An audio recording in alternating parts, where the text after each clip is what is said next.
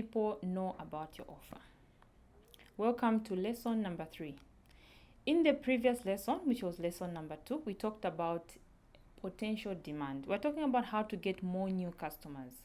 We talked about potential demand and how that can affect first-time buyers. If you don't have enough first-time buyers, maybe that's one of the potential problems that you might be having. You could have a problem that there isn't enough demand for what you are offering. We looked at the factors that can affect that.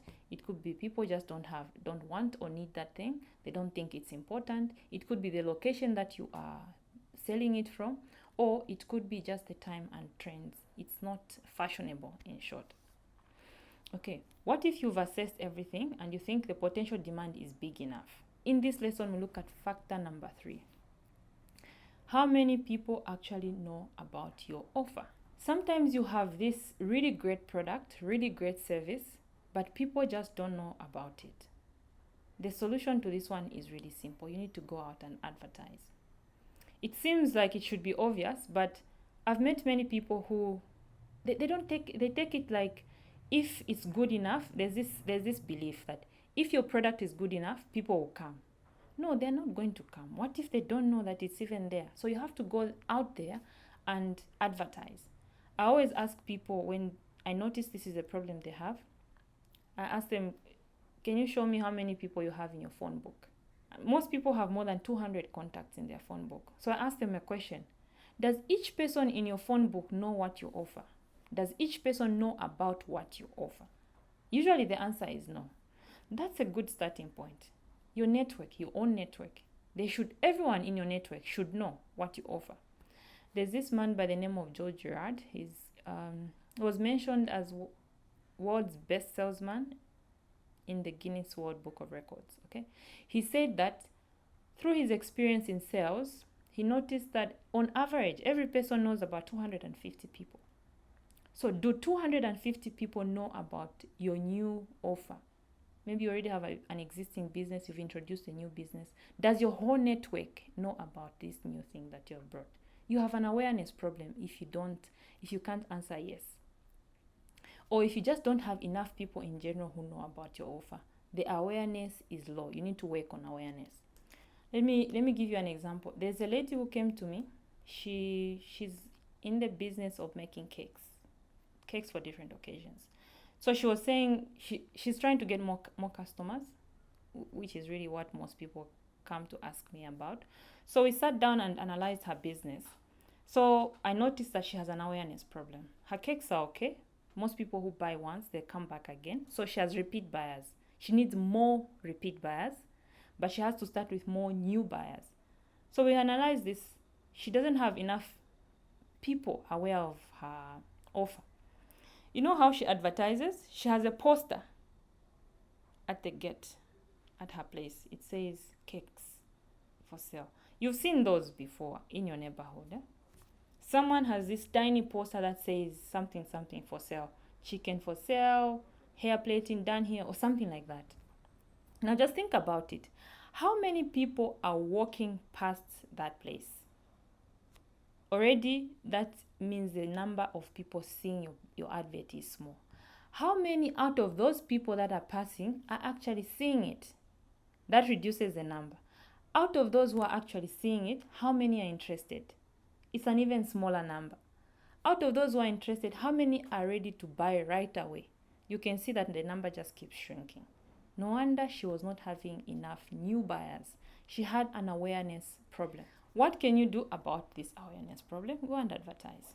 I'm going to share 2 methods of advertising. The first one is networking.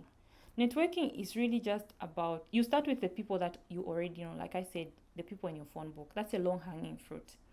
Tell them about what you're offering. Your immediate network. You can go and network in your community. Look for networking events around your area. Some are free, some you have to pay. So networking is a very good way to market your products, to advertise, to tell people, look, I'm here, I've got this awesome product, come and check it out. Another way is to actually advertise, maybe display advertising. You print out posters or flyers, put them somewhere. There are free options like in ShopRite or some billboards somewhere. Advertise. There are paid options online. You can use social media. That's another an example of paid options. Display advertising is another option. There are paid options and there are free options. Now I want to talk something about online advertising. There's a myth some people have that just because they have a Facebook page, then they're doing online marketing.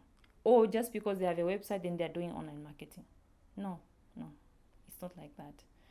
You need to get people to see your page. You need to get people to visit your website. So if you have these things, your page and your website, how many people are actually seeing them? Because it could be somewhere in cyberspace, in a remote location, no one is visiting. Check the traffic. If it's a website, check the traffic. If it's a page, how many followers do you have? How much engagement do you have? You need to get in front of as many people as you can. Seek help where you can. That's another thing.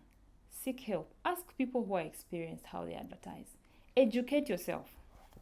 So I talked about this book, 7 Steps to Better Sales Results. One of the chapters, chapter 3, the whole chapter is just about advertising. It talks about different methods you can use to advertise. It talks about how to get your message out there, how to make sure that the cost of advertising is not too high. I've mentioned more than 15 different vehicles you can use for advertising. Whether you get this book or not, you still have to educate yourself. Some of you have already read this book. Go back, read again until you implement. Because reading is one thing, implementing is completely a different thing. If you've implemented, read more other books. Get help where you need to get help so that you get as many people to know about your offer as possible.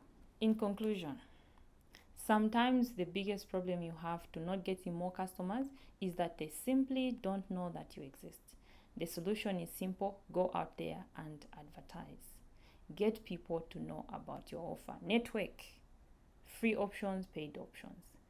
Advertise. There are free options, there are paid options. Do it online. Same thing. Do it offline. There are so many options. Educate yourself. Get this book if you haven't gotten it. It's very helpful. I've got a lot of positive feedback from clients, so I'm not just saying it for the sake of saying it. They always tell me they've seen better results with their marketing because of the information in this book. Highly practical.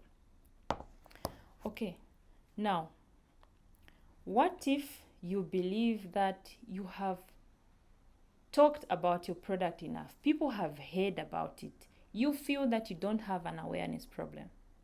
What could be the factor? That's what we're going to talk about in the next lesson. So this is the end of lesson number 3. I thank you for watching. And again, I'm going to ask for a favor. Share this video. I'm trying to reach as many people as possible. If you found this information helpful, share it with someone running a business, someone who could find it useful to their business. Thank you for watching.